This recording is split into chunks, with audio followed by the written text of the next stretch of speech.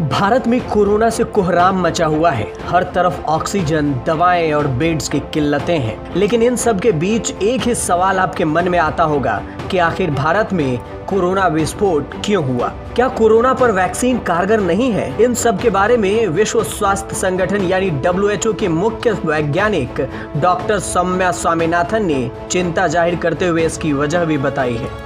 उन्होंने कहा कि देश में अचानक से कोरोना विस्फोट के पीछे सबसे बड़ी वजह है कोरोना का नया वेरिएंट।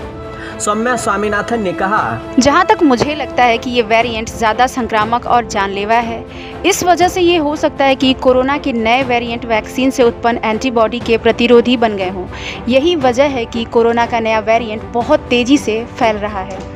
कोरोना का नया वेरिएंट B.1.617 बेहद खतरनाक है। ये वेरिएंट अक्टूबर में पहली बार भारत में मिला था। ये वेरिएंट रोजाना लाखों लोगों को अपनी चपेट में ले रहा है, लेकिन इससे बचने का एकमात्र उपाय भी वैक्सीनेशन ही है। ज़्यादा से ज़्यादा लोगों को वैक्सीन लगाए जाने तक हमें डटकर कोरोना वायरस की दूसरी लहर का सामना करना होगा। स्वामीनाथन ने यह भी कहा कि टीकाकरण भारत में हो रहे कोहराम पर पूरी तरह से लगाम नहीं लगा रहा है, क्योंकि देश में 70 से 80% आबादी को 130 करोड़ से अधिक का टीकाकरण करने में महीनों नहीं सालों तक का वक्त लगेंगे।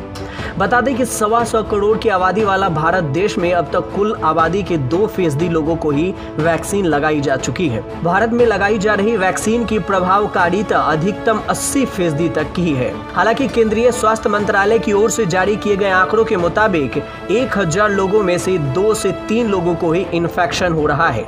इसलिए वैक्सीन लगाने के बाद भी मास्क, सोशल डिस्टेंसिंग, बार बार हाथ धोने या दूसरों से सुरक्षित दूरी बनाए रखने जैसे नियमों का पालन करना भी बेहद जरूरी है। लेकिन इन सब के बावजूद कोरोना के कहर से कराहते देश में वैक्सीन ही बचाव की सबसे बड़ी उम्मीद है। हर रोज देश में लाखों लोगों को यह वैक्सीन लगाई जा रही है और अब तक देश में कुल वैक्सीनेशन का आंकड़ा 17 करोड़ 1,76,603 हो गया है। भारत में लगातार कोरोना के बढ़ते कहर से हर कोई हैरान परेशान है। आलम यह है कि रोज 4 लाख से ज्यादा केस सामने आ रहे हैं और करीब 4000 से ज्यादा लोगों की मौतें भी रोज हो रही है। पिछले 24 घंटे में कोरोना से 3,53,580 लोग ठीक भी हुए हैं, जबकि 3747 लोगों ने जान गंवाई है।